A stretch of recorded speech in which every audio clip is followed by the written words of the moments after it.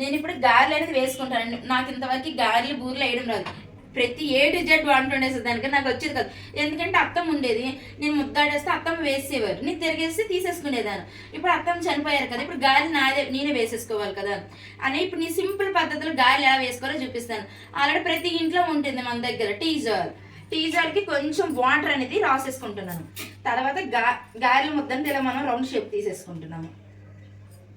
ఇలా సింపుల్గా. కానీ ఇలా ఆయిల్ కూడా లాగదు. ఎందుకంటారా, ఈ టీ జార్ ఉందా, టీ జార్ కిందకి వాటర్ అనేది వచ్చేస్తుంది, ఆయిల్ కూడా వస్తుంది. చాలా అంటే చాలా వరకు రాదు. ఆయిల్ అనేది ఎవరికి రావు ఆ షేప్లో. అంటే కొంచెం పెద్దవాళ్ళు ఉన్న లాంటి వాళ్ళకైతే వస్తుంది. చూడండి, షేప్ అనేది బాగుండేది. నేను మామూలుగా ఈ మధ్యన చేయితే వేసేసాను. ఈ షేప్ అనేది నాకు వచ్చేది కాదు. నాకు గారెలు వేస్తే మా పిల్లలు అంటున్నారు, అమ్మ ఇవి వేయటమ్మా గారెలు. నా వీడియో మీకు నచ్చితే ఇంతవరకు ఎవరైనా సబ్స్క్రైబ్ చేసుకోకపోతే ప్లీజ్ సబ్స్క్రైబ్.